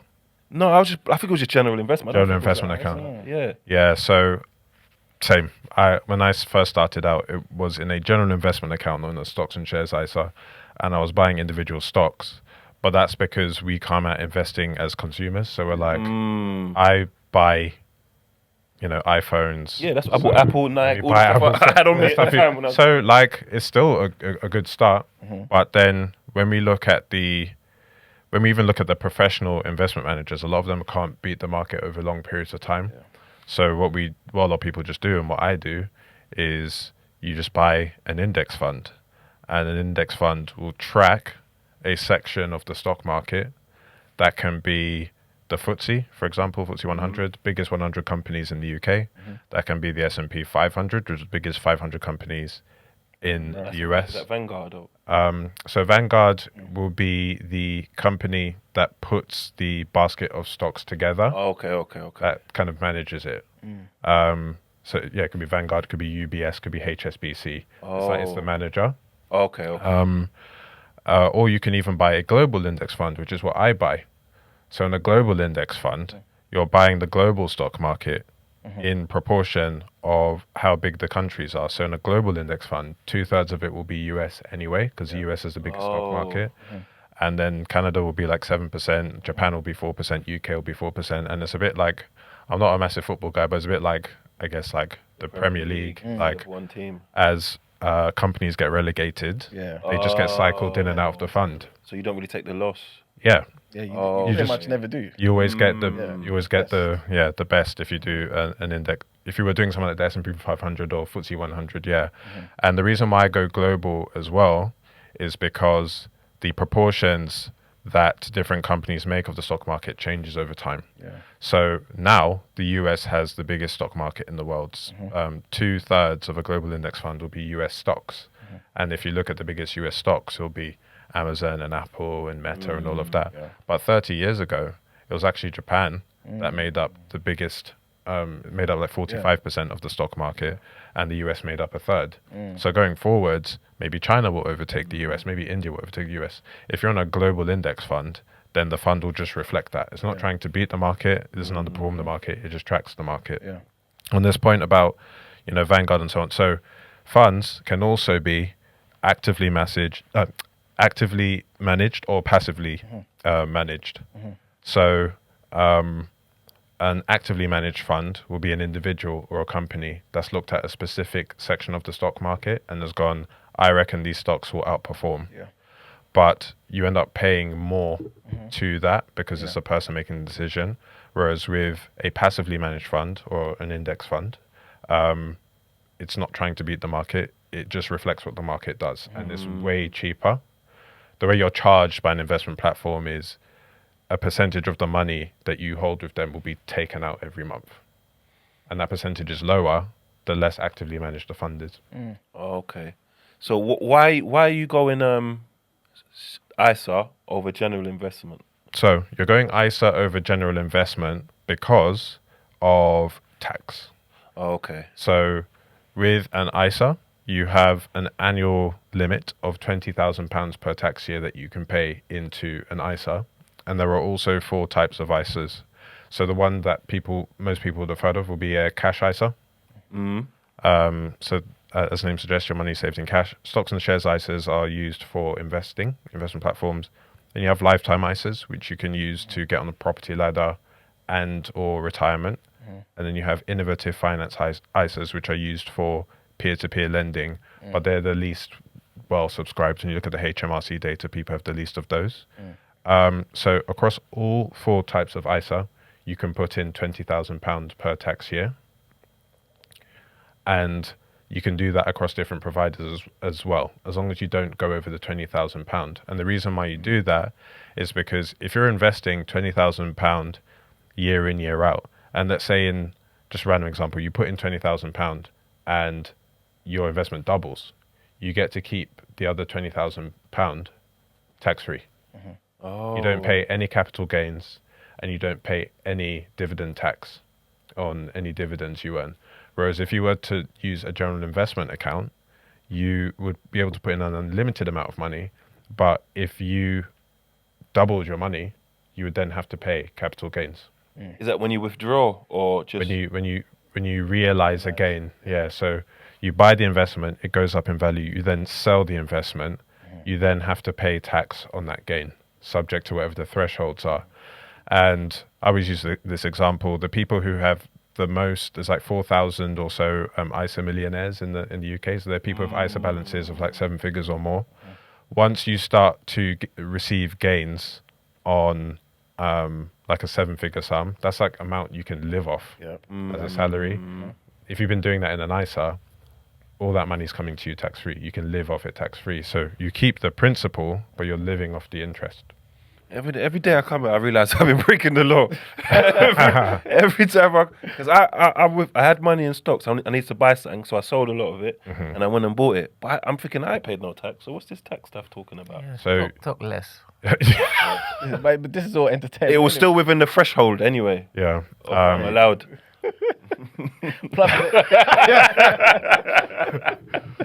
Yeah. Okay. So when the gain is, you got the gain. That's when the tax is. Yeah, and you can work it out by using a capital gains tax calculator online, and you can be like, okay, I had this much and I sold for this much, so how much tax am I due? And then you'd pay the tax through self-assessment, so you'd register for self-assessment, and you'd put how much savings interest you earned, how much you earned from dividends, any gains that you made, and then a tax bill will be calculated, and then you pay that by the end of January. One more time for me because I'm slow. So just in case you have investments in a general investment account, Yeah. it would be best to sell that and put it in an ISA. So you can do what's called a bed and ISA, which is where the investments are sold in your general investment account and then are immediately rebought in your stocks and shares ISA. And there might be a little bit of tax to pay, but if you're in the beginning of your investing journey, then it's worth making that switch. Okay, wicked. And just to go into your other point, I believe you said it doesn't matter the platform as long as you don't exceed the 20,000 threshold. Yeah. So you can do a Vanguard and a H&L basically. So that's a recent change to the law. Okay. So they made that change 2 years ago, I believe, but before, if you open a stocks and shares ISA with, say, Vanguard, you were locked in for the rest of that tax year. Yeah. But now you can do a Vanguard and a HL. You can do a Nutmeg and a Money Box, as long as you don't go over the £20,000 across all the providers and across all of the ISA types as well, the 4 ISA types as well. Yeah. The other thing that's worth mentioning here, if we have listeners that have children, is that the cash ISA and the stocks and shares ISA also have junior versions too. So a lot of my kids, I don't have any kids. All my friends. Hey, slim. Revealing all the stuff on the pod today. A lot of my friends are like on their first or second kid. So whenever they have kids, I always just have a call with them and I help them to set up the junior ISA for their kid. Because, if it's £9,000 per tax year as opposed to 20,000, but if you can, if you can invest for them regularly, even the small amount, by the time they're 18, we're looking at anything from driving lesson money to house deposit money. Big facts. Stephen Susan's already on that, Yeah, that's what I've been telling people. I've done that as well with Vanguard. And this is what I was saying when Emmanuel was here. Like, sometimes if you don't need your child benefit money, just put that in. Yeah. Something. You know what I mean? Like, it's do something. And when you do look at the thingy after a year or something, you'll be so encouraged. Yep. And you just put in more and more and more. You know what I'm saying? Yeah. And really, imagine at 18, you'll be able to say, this is yours. If you want to, of course, at 18. Yeah. Right? But at least... No, you're right. It's a crazy amount, Yeah. It's all the stuff that we kind of talk about, how can I get a deposit? They would literally have the deposit. Yeah. No, you're right. No issues. And that's what I saw my white counterparts doing when I was in that job. Like, that's what their grandparents and parents were doing for them. Sometimes not even telling them. And then when time came to get on the property ladder, the deposit was just there. See, and uni as well. Everything just sorted. All right, next question. Chloe and Jackie, what is the majority group for white Brits? Proportionally, how will blacks compare in the future? Won't we be doing better than them in 2 or 3 generations' time, percentage-wise? I don't think I understand. Can I elaborate on that? Yeah, I don't think I understand the first half of the question. Yeah. So, what I wanted to ask was the majority group class-wise. So the assumption, I think sometimes Africans, we always feel like not always, but feel like we're behind. So is it a perception? I personally think that we're doing really well, especially if we compare our class. So some of our parents, like my mum was a cleaner in England. They have a business back home. But if we take England, they were cleaners there. And my brother and I are doing exceptionally well in terms of career-wise. I can't say the same for the majority of my friends whose parents had menial jobs, obviously because they wouldn't have done menial jobs back home, but because of circumstance, papers, etc., they came and they just got on with it and it stayed and stuck. But if we compare, then maybe the question is they weren't working class back home and the class system is completely different. But if you look in England, they were working class. A majority of my friendship group were working class, but majority of them, us doing exceptionally well. I don't know whether we were called middle class now, but if we compare our white working class groups, how are they doing in comparison to us? I know the numbers won't favor us because we're 3 million compared to 57 million or whatever, but are we not doing very well? And in the next 2-3 generations' time, will we not proportionally surpass them? Obviously, the 2-3% of extreme billionaires in England might cover up for all the 90%. But if you look at the 90% of people, are we not doing better, if that question makes sense, than our white counterparts in England? Yeah, so when we look at the amount of wealth that we have versus our white counterparts, the black African ethnic group has 10p for every £1 a white British person has, and the black Caribbean ethnic group has 20p. But it's because you've included the upper group. But if you take them off, like if we included Elon Musk, he's going to outweigh all of us. Yeah. But if you take off the extreme wealth, I'm talking about the mass, are we not doing better when we look at the class groups? So working class whites versus working class Africans, are we not doing better? So the numbers I'm giving you are median wealth numbers, which is where you take everyone, you arrange them from lowest wealth to highest wealth, and you point at the person in the middle. So these aren't mean numbers, which is where you take everyone and then you divide it and you get the average. This is just the person in the middle, the average person. We still get that 10 and 20% percentage that I just spoke about. But as we were saying at the start of the conversation, it's not really a like-for-like comparison because we have had less time in the country. We are on average younger, and we face all the systemic issues that we've been talking about. So my focus has just been to focus on us and to not really worry about what's happening in other ethnic groups, because it's an apples to oranges comparison. To answer your question, I think we're doing exceptionally well, all things considered, and also when you look at us demographically too. We are especially black women are doing really, really well, particularly when you look at things like GCSE and A-level pass rates and university admission rates. I think with black men, there's a bit of work that we need to do in terms of like working to get together and cooperating with each other. But like black women are doing particularly well when you look at the data. I say that to say because if you look at GCSE results, for example, when it comes to whites, there's a distinctive group of white working class and then just whites. Whereas with Africans or blacks, I feel we compare ourselves to all whites as opposed to our class group. So if you compare, they're literally the worst in the education system. There's interventions that's needed for them. But yeah, I find that we often don't see how far and how well we've done in just being here for 2-3 generations. And I think sometimes we do too much. And we're, as you said, with the wealth indicators, because we feel like I've got friends that think they're behind in terms of the property ladder, but you think your white counterparts had help. Their parents, even if they weren't rich, literally bought a house for £6. And then their grandparents passed it on to them because they probably had 2 kids. One auntie didn't have kids, one uncle's maybe doesn't want kids or whatever, and they literally are able to pass it down. But then we compare ourselves to them and think, no, we are actually doing super well compared to the pace. And I think, as you said, we're foregoing all the other indicators of wealth just so we can catch up to a group that's been here for centuries and it's also their country. So yeah, it's just the point of we are doing better than we think we're doing, and we're accelerating at a really fast rate where we're sometimes going to forego the number of children we're going to have in this country. If you look at the number of kids, for example, back home, they're having 3, like 3 is the minimum that most of them are having because they can afford it and they're not looking at the finances. Whereas in the West, we're like, nope, all I can afford is 1 or 2 at max. 3's by accident most of the time. You know what I mean? Or 3's the max. 3's the max because we're looking at the wealth and we're trying to climb up the same ladder as our white British counterparts they are indigenous to this land. That's the point. And I think we're doing better than what we think we're doing. Completely agree with you. I think we're doing fantastically, all things considered. When you look at our demography, time in the country, the things that we have to go through every day, I think we're doing fantastically. I am not in the game of comparison. I much prefer benchmarking. So I just use...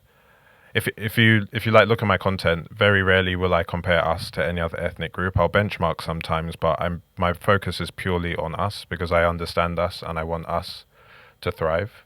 And I think that the future is bright. I think that we can spend a lot of time talking about the past and what's come before, but that's the reason why I came on the show today. It's to lay out a plan for the future, what the next few decades looks like. And I think we'll do it as well. Come on. So do I, man. So do I. Do I?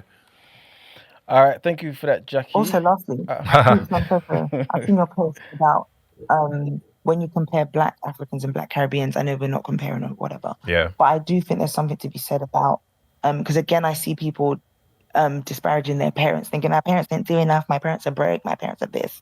But so many parents did invest back home because for different reasons, maybe they thought, as Manuel said, they weren't coming to stay for long. A lot of Africans that came thought it was just a 5-year, 10-year plan. Whereas if you look at Indians, majority of them came from Black African countries, Uganda and the like. So they had to leave and find a home somewhere else. Whereas Africans, they were just literally economic migrants that were saying, going to come and make a bit of bread. And then they accidentally have kids here. Then they had 2, then they had 3. Then they thought, our kids are now here, let's stay. But a lot of them have homes, but they've invested and done so much in their indigenous countries that I think where Africans think my mum didn't leave me a property or deposit, they left you something back home. So look back home and see what you can do to invest there and see what you can do to build on that generational wealth that they have. It might not be able to translate and automatically release equity to buy a property in the UK, but you can do something with what your parents did. And I think so many just think it's the wealth in the UK, but your parents did something back home. Not all, but some. So those whose parents did do something back home,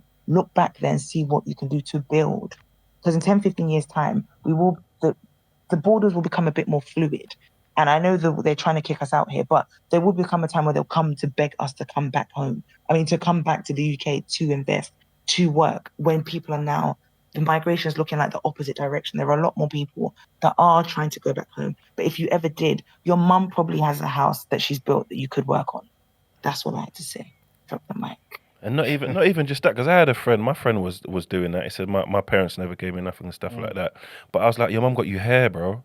Like that's a big part of it, because he's comparing himself to people here, as you said, who have had more time on the land. So he's just here. You're maybe a stage behind, but you're here to build what you build for people going forward. You can't just complain about what's happening behind you, because think about it, they've left everything they know, their culture, their comfort, everything they grew up around to bring you here to give you a better life, and you're gonna moan. It's just ungrateful. Yeah, and when I'm comparing, so in the comments, I'm not comparing to compare, but I'm literally just so sometimes you can see that you're doing well. We are actually doing well as a generation who literally, our parents came with 2 suitcases. Most of them came with 2 suitcases and literally didn't understand anything coming here. So, and what we've done with the majority of our parents' working background is insane and should be applauded. Yeah, 100%. That's it. I'm definitely not on comparing people at all. What this year has been for me is just about studying us and just letting us know, how many of us there are, how old we are, how we do at school, how much wealth we have, just so we can know that, so that we can then build and move forward based off of that. But I think we're doing fantastically as well. Well said. All right, thank you, Jackie. Bye, Jackie. Okay, so we've got another question from Black Rob. He says, have you seen the autopilot app? This guy has made... have you seen the autopilot app that this guy's made, where he mirrors the investments of Nancy Pelosi, because she insider trades? Ain't that illegal? Yes. Pick her up. So I'm not sure if this is the app that Black Rob is speaking about, but I do know that with, for example, apps like eToro, you can do copy trading, where a lot of apps are introducing a social element to the investing, where you can set it up so that when other people make investments, your app does as well. But based upon all of the reading I have done, the simplest thing you can do is just pay into a global index fund every month. Investing is one of those things that's like health or food, where the basics around health are like 7 to 8 hours sleep per night. 5 a day. Yeah, 5 a day, 2 liters of water, And then people come along with all this extra stuff claiming that it will work. But like the basics with investing work really, really well, because so many people are trying to complicate it. So it's obviously, I don't get too much into your business, right? But you literally just one main fund, but sometimes you might sprinkle in another. Yeah. So most of my investments are in one fund. Okay. But what you can do is you can do what's called the core and satellite approach. Okay. So if you have researched a stock, for example, and you want to put money into it, then you can pull money out of your fund and put it into that thing you've researhed, whilst keeping most of your money in an index fund. And that will suit most people. Now, if I was talking to my friend Dewardon at Stock Pickers Academy, he will say, you need to pick stocks and stuff. But Dewardon is super duper smart, and it's also his full-time thing. Yep. Whereas most people have jobs and other things that they're up to. So you can do more reading, and learn how to invest in a more active way, or you can focus your time on earning as much money as you possibly can, so you can invest as much as you possibly can. Yeah. And when you mentioned pulling money out of the core and into the satellites, is that literally like selling it and then buying it again, or? That's it. Okay, so to get super practical with it, when you go into your investment app, if you have all your money invested in a fund, you can you tap on it, and then you tap on sell, and it's like, I want to sell part or all of this holding. Yeah. And then you can put the monetary amount that you want to sell. Yeah. And then with mine, it takes like a couple days. And then that money then appears on like a separate line. Yeah, like so you'll have the line that's like the investment line, and then you have the line that's the cash line, and then you can use that cash to then buy something else. Okay, cool. Dope. Quick. So me now, yeah, and this is just for verification for myself. Yeah. So I every month I take 10. I have like a pot, and I put 10% of my money in it, and then I split it. So I put 10%. I mean, 1/3 of 10% in Bitcoin, 1/3 in gold, and then 1/3 in stocks. Okay. Should I focus more on one thing, or would you reckon? How long have you been buying Bitcoin and gold for? Only recently, because I sold it all before. Okay. Well, I started diversifying. All right. Quite recently, so probably say beginning of the year. Okay. In terms of how much percentage you put into each, that's a personal decision. With how volatile cryptocurrency is, the general guidance is to put a smaller proportion of your investment into it. Okay. So what you're doing is you're targeting an annual return that you want to get every year, and then you're portioning your investments so that they give you that annual return. So you're not too heavily dependent on one thing. So like, it's not uncommon for like a cryptocurrency to do like high double digit returns. Yep. But that's not necessarily a reason to put more of your money in there. You can actually put in less, so that if you have a bit of crypto over here and then most of it in stocks, overall you're getting your 10-20% return per year, if that makes sense. I don't know, with crypto, I've never invested in it personally. I've just read a book on it, a great book called Crypto Assets. And whilst I haven't invested in it, I do think that there's a strong case that Bitcoin will go to 1 million in the next maybe 10, 20 years, by the end of the decade. Just simply because it's hung around, isn't it? Yeah, it's had time to bed in, and it has a disinflationary release schedule, which means that less and less Bitcoins will be created over time, and you go up in it. Yeah, so it's like a scarcity thing. The book didn't make a good case for me in terms of what you're buying. Facts. I'm the same. It don't make sense. Yeah. There's nothing backing this. Yeah. But it's been around since 2009. There will be less and less released over time, and I think that the demand will go up the more scarce it becomes. And countries are already using it. You know what I'm saying? Yeah. Right, so. Yeah. Yeah. Yeah. Is that the? Because the only thing that I can't remember where I read it, but someone said the fact that other people believe in it make me, because he said like in the newspaper, I think this was the example. I can't remember what book I read it from, but it was like if the newspaper says that it's gonna rain, the sales of umbrellas go up. It don't matter if it rains or not. So if you're in the business of umbrellas, the fact that people believe in this thing, you can make money off it. Yeah. That's the only thing that convinced me to buy it, because I don't have no faith in it. Yeah. Then it's just about, with the more volatile parts of your portfolio, putting in amounts of money that you're either prepared to lose or not see for a long time. So if it was me, I would have, and this is just me personally, I would have maybe 80 to 90% in stocks. Okay. And then I'd have a small portion in crypto. What about gold? Gold has had its run. Oh, shit. So the value of gold goes up as inflation goes up. So as money loses its value, gold goes up in price as a store of value, because there is a finite amount of gold on the planet. So if you look at the gold charts, gold's been going up steadily since lockdown. Yeah. So I personally wouldn't go into gold now. So you foresee a time where it will go down again?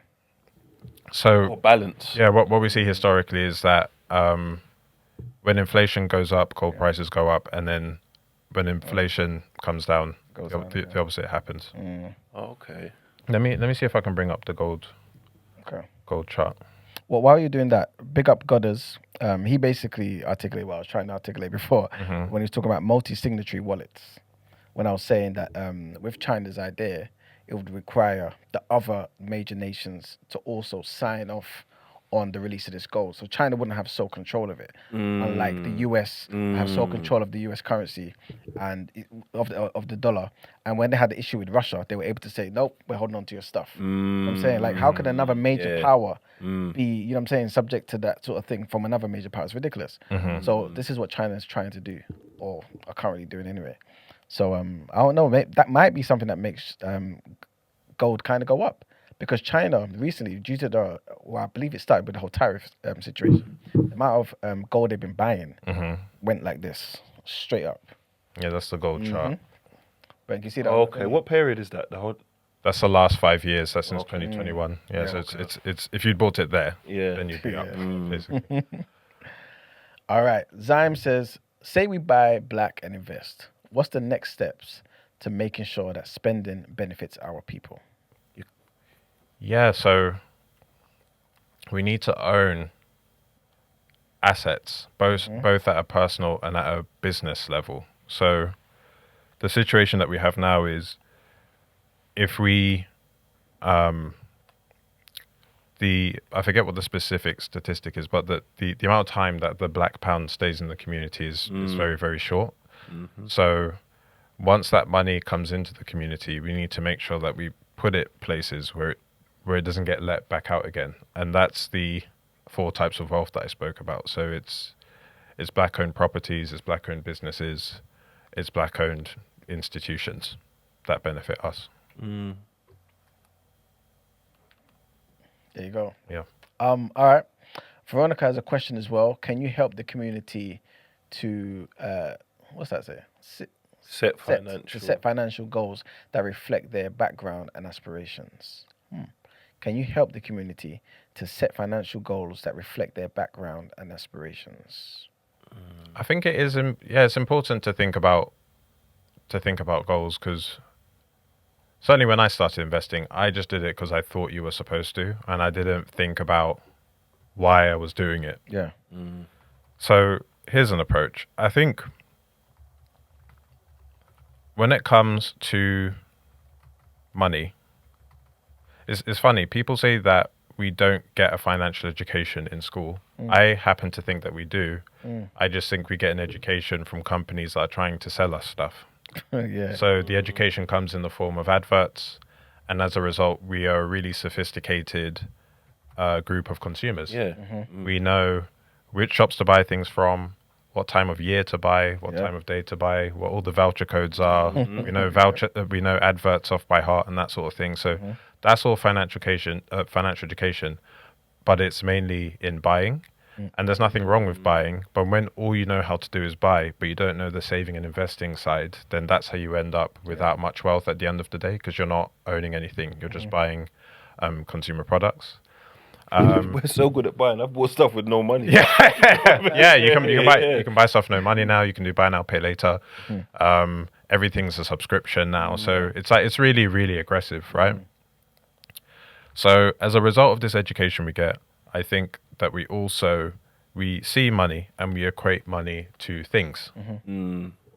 So I think a good financial goal or mindset shift is to equate money to time. So when you have money, rather than thinking how much stuff can I buy, think how long would I not need to work for now that I have this amount of money. And financial independence is when you have an amount of money that's so large that you never have to work again. And I think financial independence is a worthwhile financial goal for everyone to look at, because if you're on a 9 to 5, you'll spend a third of your life working. You'll spend like 40, 50 years working, and a lot of us work in jobs that we don't like. And if you have some degree of financial dependence, that gives you greater control over your time and allows you to do things that you actually want to do with your life rather than working for someone else. So that requires you to know yourself and to create for yourself a lifestyle that you're happy with.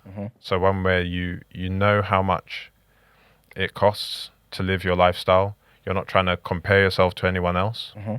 And you can lock that lifestyle in. Yep. You then earn as much as you possibly can. And the quickest way to increase your income, by the way, is to move job. It's not to be loyal. The biggest pay jumps come from moving job. And then you just save and invest consistently over time. It's that's like the simplest way to do it. And if we target financial independence over flexing as a community, that will lead to freedom for many of us. Yeah.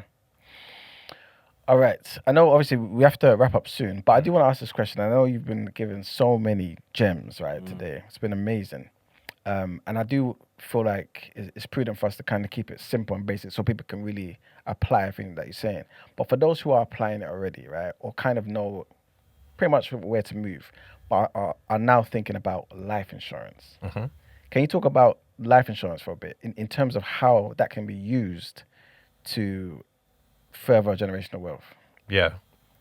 So life insurance is a way that you can use a monthly payment on yourself to turn it into a lump sum when you pass away. Yeah. And for people who might not have the disposable income to invest huge sums of money, I think it's a really low barrier way to create generational wealth for your kids. I have a friend whose dad sadly passed away, but he had life insurance, and when he got the payout, he was able to buy a property with that money. There you go. A touch point where people typically get life insurance for the first time is when they maybe buy a house. So you'll get insurance to cover the outstanding balance on the mortgage. But I think it's worth speaking to an insurance broker to see, and they can be really flexible with it. You can tell them what the different parameters are, what portion of your life you'd like to have covered, what your monthly budget is, what you would like the payout to be. Yeah. You can speak to a broker about that, and the younger you get it, the cheaper it tends to be as well. And we've been talking a lot about wealth and like income and stuff, but we are also underinsured as a community. There's cultural aspects to that. I always joke that like if I historically tried to talk to my mum about life insurance, she'll ask if I'm trying to kill her. Yeah, because that's exactly because you didn't talk about when I'm dead. What's going on there? But I do think it's worth looking at. Because it really can shift things. But imagine now being in a situation where obviously nobody wants to die, not prematurely anyway, right? But God forbid something happens to somebody, they pass away, and they're able to just have a lump sum that just pays off the house. Puts your people at ease. You know what I'm saying? Like that money that you paying on rent is it's completely there to just invest and do other things. And what about those situations where, for example, you put life insurance, obviously, on maybe parents or things of that nature, and you can come together as a family and share the cost of it, you know what I'm saying? And have a guaranteed, I don't know, $500,000, $1 million, you know what I'm saying? Obviously, it's going to be quite expensive if your parents are old. You know, well, that's good. I never thought about that because you can pay for it. Exactly. Yeah. And everyone, all the kids can just share it. And you can just kind of calculate, okay, cool. Based on stats, obviously, we want them to be here for as long as possible. But let's just say they're here for another 30 years on average. You can share that amongst yourselves and just know after 30 years, we're guaranteed to get $1 million or $500,000. No, you're right. We don't need to worry about funeral costs. Like, because death is the only thing that's guaranteed. Yeah. And you know what I'm saying? In terms of investment and the percentage return and what you would have paid, I don't think there's much Exactly. better than that, to be honest. Exactly. Yeah. You know, so it is a tough conversation, but I think it's a real conversation that I think we need to have, man. Like, respectfully, I don't mean this to be in any sort of way, but we have to go past the point of when somebody passed away. We're now thinking, oh, how do we GoFundMe, and you had Louis and Ferrari on rental. All that stuff. You know what I'm saying? Right, you know, so our lives can be impactful even when we go. You know another benefit, because I don't have life insurance, and I should, because I thought I'm a genius. I have my pension and my shares that I can pass on. But I think I saw it on social media. I think it was a white guy who said it. Said that if every black person in America had a life insurance policy, the police killing black people would go down like the next day or something like that. Exactly. Yeah. Because it will cost them. There you go. There you go. All right. Also, our good brother here, you started season 3, right? of Mr. MoneyJar. Yep. What is season 3 going to be about? So season 3 it's everything we've been talking about today. So previous seasons of the Mr. MoneyJar show have focused just on money, whereas in this new season we're talking about wealth holistically. Come on. So there's going to be health guests. There's going to be, we've got dads on there. We've got business owners. We've got people talking about how to increase your income. So we're talking about all the different aspects of wealth. Yeah. But it's also a focus on Black British topics because I want, rather than speaking about money generically and wealth generically, I want to focus on the cultural conversations that matter to us. So the first, a couple of weeks ago, we had Paige Lewin on, and she had just written How to Love Your Afro, and that's been really well received. And it's like, it's money adjacent, right? Because like doing your hair costs money and stuff. And this week, we've had Maz Manima on, and he's not just a business owner, but he's also a dad and a husband as well. So we're talking about money and marriage and masculinity, and it's gone down really, really well. I'm really happy, and I'm looking forward to getting some more guests on. I love the setup as well. Like the whole production is beautiful as well. Yeah, it's really well lit studio. Really happy with it. Dope. Guys, please check that out. Season 3 of Mr. MoneyJar show, right? Yeah, please check that out. And of course, go to our Good Brothers page as well. Mr. MoneyJar, easy to remember, guys. Mr. MoneyJar. That's one of the best branding out there. You know what I'm saying? Thank you. All right, guys. Hopefully everyone's gained a lot from this conversation. It's the second time our Good Brother's been on the show. We appreciate you again for joining us, blessing us with your presence, your wisdom, your knowledge, understanding, right? And giving us a blueprint that I think really we should really take seriously, man. Because it's practical. And like you said, us thriving really depends on it. You know what I'm saying? We can't just continue to be in a situation of just surviving. We can't be okay with that, man. You know what I'm saying? Let's do more, especially since that reality is in our hands. Again, for that fund that you spoke about, £1 billion, it would only require us to put £300. Like, we waste so much more. You know what I'm saying? Like, we really could do this, people. You know what I'm saying? And even if somebody can't, we can work it out. We can figure it out. Like, that would change everyone's lives. Gives us power as well. Oh, man. I'm tired of feeling powerless. This is it, man. Like, we need to recognize the powers that be don't care about us. Simply put. You know what I'm saying? So, yeah. Again, thank you so much for joining us. We've got a few more headlines. Please stay with us, right? And, yeah. Brent, let's get into headlines.